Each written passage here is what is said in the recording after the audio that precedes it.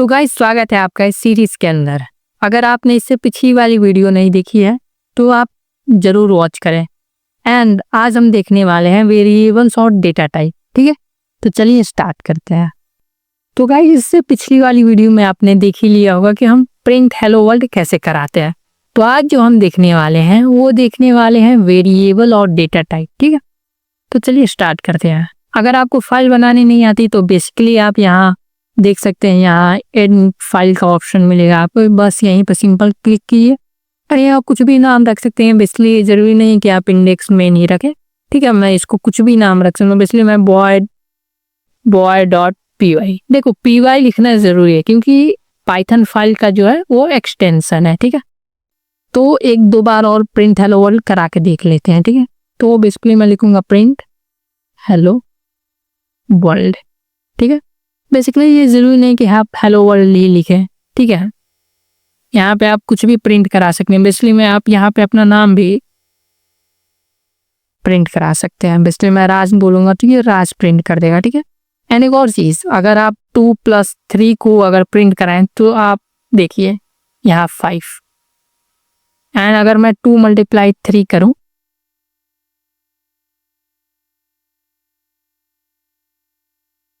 To multiply 3 तो आप देख सकते हैं यहाँ पे 6 हमारा जो है वो आउटपुट आ रहा है।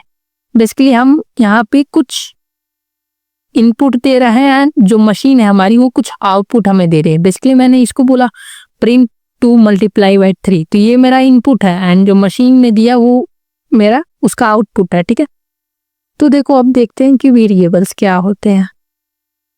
सो देखो हमारी जो मशीन है उसके पास एक होता है मेमोरी। ठीक है, अगर इस मेमोरी के अंदर देखो ये हमारा जो है एक बॉक्स हो गया। ठीक है, ऐसे 2-4 बॉक्सेस बना लेते हैं। ठीक है, तो देखो हर एक बॉक्स का एक अलग नेम हो सकता है। बेसिकली मैं इसका नाम ये रख सकता हूं कि इस बॉक्स का नाम ये रख सकता हूं, एंड जो ये हमारा सेकंड बॉक्स है इसका नाम मैं डी रख सकता हूं। जो थर्ड बॉक्स है हमारा उसको मैं बी रख सकता हूं। ठीक है, तो ऐसे ही हमारे पास बहुत सारे बॉक्सेस हैं। ठीक है, देखो अब क्या होता है कि हमारे पास कुछ वैल्यू होती है। ठीक है, तो मान लो इस बॉक्स के अंदर मेरी 50 वैल्यू है, इस बॉक्स के अंदर जो है वो ही मेरा 90 वैल्यू है, एंड ठीक है बेसिकली ऐसे समझो। एंड जो हमारा थर्ड बॉक्स है इसके अंदर 50 वैल्यू है। तो देखो हर एक बॉक्स का एक नाम होता है। ठीक है, तो बेसिकली इसका जो नाम है ये ए है। अगर मैं यहाँ प्रिंट कराऊं ई को तो क्या लगता है आपको कि ये जो वैल्यू है 15 ये प्रिंट होगी, ये जो हमारी वैल्यू है प्रिंट होगी। तो ये सब सही है क्योंकि ये जो है ये हमारा वेरिएबल है। ठीक है, ये जो ये है हमारा वेरिएबल है, इसमें जो बी है हमारा वेरिएबल है, और ये जो अनबॉक्स के अंदर है ये हमारी वैल्यू है। क्या है? वैल्यू। ठीक है, देखो अब कैसे हम वेरिएबल्स बनाते हैं। देखो आप वेरिएबल का नाम कुछ भी बना सकते हो, बट आपको ध्यान देना है कि वेरिएबल के नाम जो है वो पाइथन के लिस्ट में नहीं आने चाहिए। बेसिकली पाइथन के कुछ कैरेक्टर सेट होते हैं, उस कैरेक्टर सेट को आप नहीं बना सकते। बेसिकली अगर मैं प्रिंट ऐसे 15 करने जाऊं तो हो सकता है, बट ऐसा हम नहीं करते। ठीक है, हमें वेरिएबल का नाम जो है वो मीनिंगफुल रखना है। ठीक है, तो जैसे मैं एक वेरिएबल बना रहा हूँ चाय नाम से। ठीक है, बेसिकली चाय के अंदर मैं 5 को स्टोर करा रहा हूँ। ठीक है, ये जो इजिकल टू है अगर हम मैथ में देखें तो मैथ में हमारे पास क्या होता है कि ए जो है वो बी के बराबर है। ठीक है, बेसिकली यहाँ समझते हैं, अगर हम यहाँ मैथ में बोलते हैं ए इक्वल टू बी। ठीक है, तो हम बोल रहे हैं कि ये जो है वो बी के बराबर है, बट कोडिंग के अंदर क्या होता है कि ये जो हमारा बी है ये हमारा वैल्यू है और ये हमारा वेरिएबल है, ठीक है। और जो वैल्यू है हम इस वेरिएबल को असाइन कर रहे हैं, ठीक है। अगर मैं प्रिंट ए कराऊंगा तो बी की जो वैल्यू है वो प्रिंट होगी, ठीक है। तो चलो इसको समझते हैं। तो मैं यहाँ बोल रहा हूँ प्रिंट, ये क्या आ जा रहा है, प्रिंट चाय, ठीक है। एंड आप देख सकते हैं चाय के अंदर जो वैल्यू है 5 वो प्रिंट हो चुकी है, ठीक है। एंड यहाँ पे मैं देखो स्ट्रिंग्स, ये जो डबल कोट्स के अंदर हम जितनी भी चीजें लिखते हैं वो स्ट्रिंग होती है, ठीक है। आगे हम स्ट्रिंग को और डिटेल में देखने वाले हैं, तब तक के लिए आप डबल कोट्स को मान लो कि भाई वो स्ट्रिंग है, ठीक है। तो बेसिकली मैं इसके अंदर एक नाम असाइन कर दे रहा हूँ राज नाम से, एंड आप देख सकते हैं राज जो है हमारा प्रिंट हो गया। तो ये हमारा वेरिएबल है और ये राज है जो है हमारा वैल्यू है। अगर मैं कल मेरा मन किया कि भैया मैं चाय के अंदर जो है क्या करूं, मोहन रख दूं, तो मोहन प्रिंट होगा। क्यों? क्योंकि देखो पहली बार हमने राज किया एंड सेकेंड टाइम जो हमने मोहन किया, तो जो सेकेंड टाइम है उसी को ये कंसीडर करेगा। एंड देखो वैल्यू जो होती है वो चेंज होने वाली होती है। बेसिकली आप वेरिएबल जो होती है वो चेंजेबल होती है, आप वेरिएबल को चेंज करते हैं। बेसिकली मैथ में भी इसका मतलब यही होता है, अगर हमें एक्स वाई दिया है तो हम एक्स का मान निकालते हैं, वाई का मान निकालते हैं, ठीक है। एंड वो कभी भी चेंज हो सकती है, वैसे ही इसके अंदर भी होता है, ठीक है। नेक्स्ट चीज देखने वाले हैं हम जो है हम वो देखने वाले हैं डेटा टाइप, ठीक है। जो हमारी वैल्यू है इसके कुछ टाइप्स होते हैं, तो चलिए उनको भी हम डिस्कस कर लेते हैं। तो देखो हमारे पास बहुत सारे डेटा टाइप्स होते हैं, ठीक है। बेसिकली हम 3-4 ही को ज्यादा देखते हैं। इंट हो गया, फ्लोट हो गया, हमारे पास एक जो डेटा टाइप है वो स्ट्रिंग है, स्ट्रिंग्स डेटा टाइप आता है, उसका नाम है बूलियन, ठीक है। एंड एक और हमारे पास डेटा होता है नन, ठीक है। देखो इंट जो होता है, इंट के अंदर हमारे पास जो इंट है उसके अंदर क्या क्या आता है, तो देखो इंट के अंदर हमारे जितने भी positive, basically positive and negative जितने भी इंटीजर्स हैं, इंटीजर्स मतलब कि 0, 1, 2 जितनी भी गिनती है, इसलिए गिनती नहीं नंबर्स, जितने भी नंबर्स हैं पॉजिटिव हो या फिर निगेटिव हो, वो जो चीजें हैं वो हमारी इंटीजर के अंदर आती है, ठीक है। बेसिकली इसको हम शॉर्ट फॉर्म में इंट कहते हैं, ठीक है। देखो फ्लोट जो होता है, अगर किसी इंटीजर के अंदर डेसिमल आ जाए, बेसिकली समझो कि अगर मैं यहाँ 2.5 अगर कर दूं तो ये एक फ्लोट बन गया है, ठीक है। ये जो है ये फ्लोट बन गया। एंड इसके बाद देखते हैं स्ट्रिंग। देखो स्ट्रिंग जो होता है वो डबल कोट्स के अंदर चीजें होती है, या फिर आप कोई भी वर्ड या फिर पैराग्राफ या फिर कुछ भी जो कि एक टेक्स्ट फॉर्मेट में हो, बेसिकली वो एक टेक्स्ट वर्ड हो, वो सारी चीजें हमारी स्ट्रिंग्स के अंदर आती हैं, ठीक है। स्ट्रिंग्स के अंदर आपका राज आ सकता है, मोहन आ सकता है, कुछ भी आ सकता है, ठीक है, जो कि एक टेक्स्ट हो।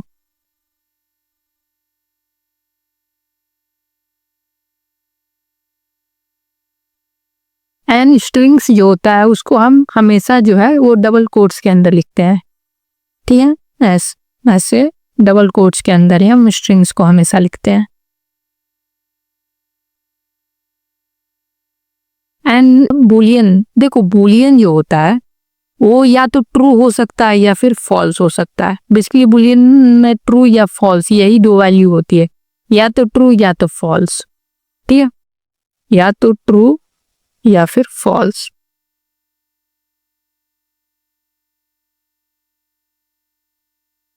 एंड बेसिकली जो नन, बेसिकली नन मतलब नन, कुछ भी नहीं, ठीक है। तो नन में जो होता है वो बेसिकली नन ही होता है, उसके अंदर कुछ भी नहीं, नन है, खाली, मतलब खाली समझो। ठीक है, तो चलो अब इसको हम देखते हैं कोड के अंदर। ठीक है, तो इसको मैं हटाता हूँ। तो बेसिकली मैं एक वेरिएबल बनाता हूँ फॉक्स नाम से। ठीक है, अगर आप जावास्क्रिप्ट या फिर C++ बैकग्राउंड से आ रहे हैं तो जावास्क्रिप्ट के अंदर हमें पहले लेट कॉन्स्ट वैर ये सब लिखना पड़ता था, बट पाइथन के अंदर ये चीज़ नहीं होती है। ठीक है, एंड अगर C++ या फिर जावा के अंदर हम देखें तो उसके अंदर क्या होता है कि हमें पहले ही डेटा टाइप बताना पड़ता है, एंड हमें पाइथन के अंदर ये सारी चीज़ें नहीं करनी पड़ती। पाइथन जो है रन टाइम पे वो ऑटोमेटिक वो डेटा टाइप पता लगा लेता है। ठीक है, तो फॉक्स के अंदर बेसिकली मैं एक नाम रख दे रहा हूँ मोहन नाम से। ठीक है, एंड मैं इसका प्रिंट कराऊंगा टाइप को। ठीक है, टाइप इज ए फंक्शन। ठीक है, आगे हम फंक्शंस पढ़ने वाले हैं तो आपको समझ में आ जाएगा कि ये फंक्शन मैं बोल रहा हूँ ये क्या है। ठीक है, तो बेसिकली इस स्ट्रिंग जो है ये मोहन है, बेसिकली ये फॉक्स वेरिएबल है, इसका जो डेटा टाइप है वो एक स्ट्रिंग है। मैंने बताया है अभी कि जितने भी टेक्स्ट या फिर पैराग्राफ्स वर्ड्स आते हैं वो सारी चीजें स्ट्रिंग्स के अंदर आती है। ठीक है, एंड एक और मैं बना लेता हूँ बेसिकली ई नाम से, जिसके अंदर मैं 15 को असाइन कर दे रहा हूँ। ठीक है, एंड मैं इसको प्रिंट करा दे रहा हूँ टाइप को टाइप ए। ठीक है, एंड मैं इसको रन करूंगा तो आप देख सकते हैं ये जो है इंटीजर। ठीक है, ये जो स्ट्रिंग आ रहा है ये पहले वाले का एंड सेकेंड वाले का ये है। ठीक है, ऐसे ही एक आध दो और बना लेते हैं, C= प्रूफ। ठीक है, एंड इसका भी मैं प्रिंट करा लेता हूँ टाइप को।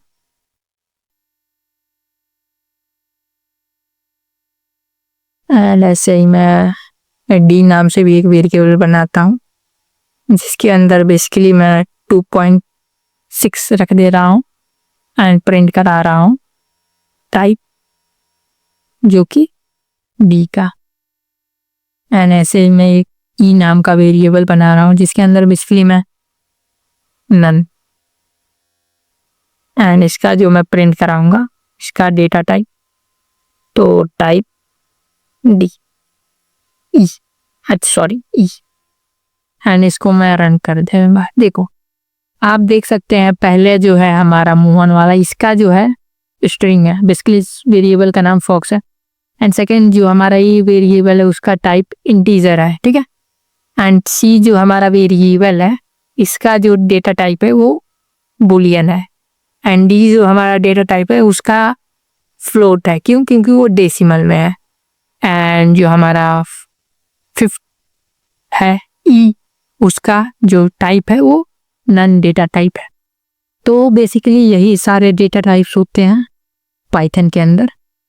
ठीक है, तो एक और चीज हम समझ लेते हैं। देखो आपने इम्प्लिसिट और एक्सप्लिसिट ये दो चीजें सुनी होगी। ठीक है, इम्प्लिसिट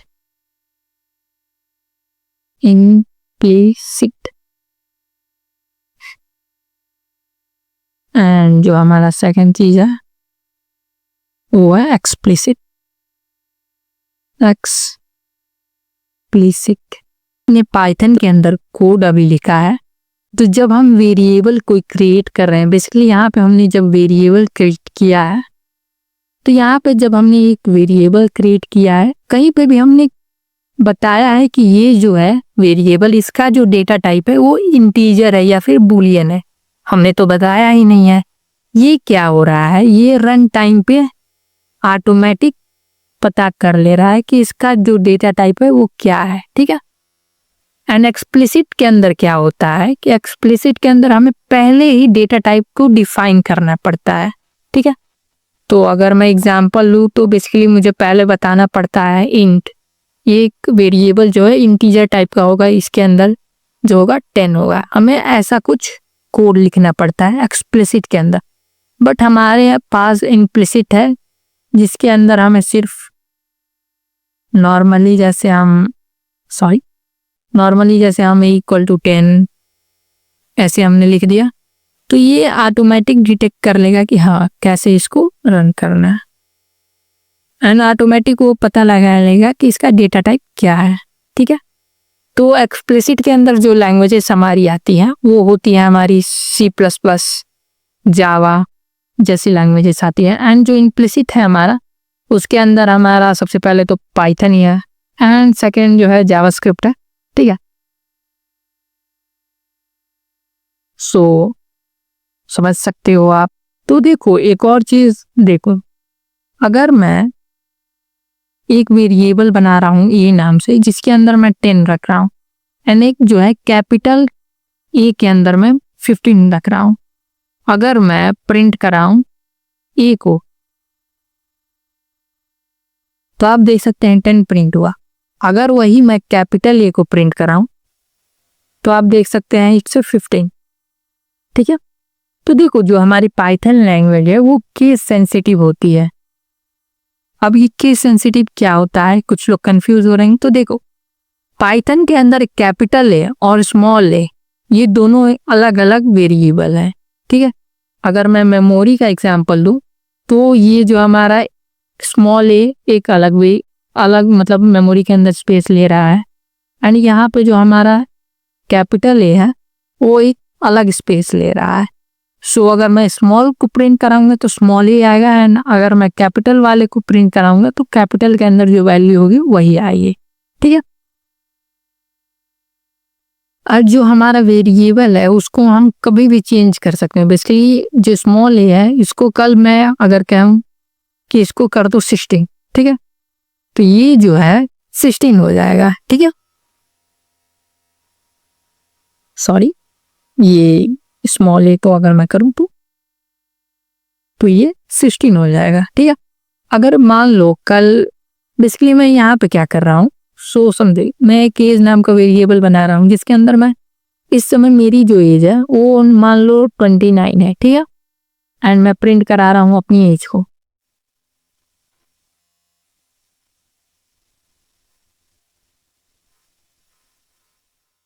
एज तो एज जो मेरी है वो 29 है।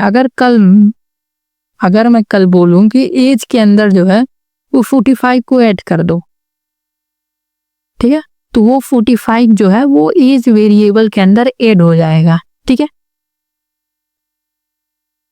और एक और चीज देखते हैं। देखो अगर मैंने एक वेरिएबल बनाया है एज नाम से, ठीक है, एंड एक और मैं बनाता हूँ एज 2 नाम से और इसके अंदर मैं 29 जो है एक स्ट्रिंग वैल्यू जो है इसके अंदर मैं दे रहा हूँ। ठीक है, एंड मैं एज 1 और एज 2 को मैं जो है वो क्या कर रहा हूँ, ऐड करने की कोशिश कर रहा हूँ।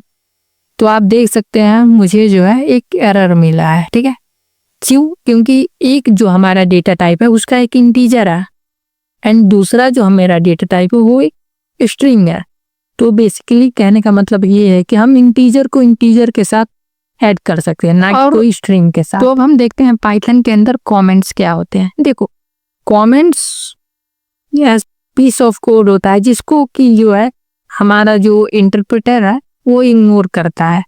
ठीक है, वो जो है उस चीज को इग्नोर करता है। बेसिकली अगर मैं ये नाम को ऐसे मैं कर दूं एंड फिर मैं कैपिटल ए को ऐसे प्रिंट कराने की कोशिश करूंगा तो वो बोलेगा कि ए इज नॉट डिफाइंड। क्यों? क्योंकि मैंने इसको जो है कमेंट कर दिया है। ठीक है, एंड कमेंट बेसिकली कुछ बड़े कोड बेसिस में उनका ज्यादा यूज होता है क्योंकि देखो कोड जो है हम छोटा मोटा कोड लिखने वाले हैं नहीं, एंड कोड अगर ज्यादा हो जाता है तो वो बहुत ज्यादा बल्कि हो जाता है एंड समझना मुश्किल होता है, इसलिए हम कमेंट्स लिखते हैं एंड कमेंट्स लिखना भी एक गुड प्रैक्टिस मानी जाती है। ठीक है, तो कमेंट्स हम बेसिकली 2 तरीके से लिख सकते हैं। बेसिकली आप हैश करके कुछ कमेंट लिख सकते हैं। ठीक है, एंड जो हमारा सेकंड चीज होता है कि वो आप ट्रिपल कोट्स के में जो भी चीज लिख देंगे वो भी जो है हमारा कंपाइलर जो है उस चीज को इग्नोर कर देगा। बेसिकली कंपाइलर नहीं, सॉरी, इंटरप्रेटर जो है वो हमारा इग्नोर कर देगा। ठीक है, एंड स्ट्रिंग जो है उसको हम सिंगल कोट्स के अंदर भी लिख सकते हैं एंड ट्रिपल कोट्स के अंदर भी हम उसको लिख सकते हैं। ऐसा नहीं है कि सिर्फ डबल कोट्स के अंदर ही हम स्ट्रिंग्स को लिखते हैं। ठीक है,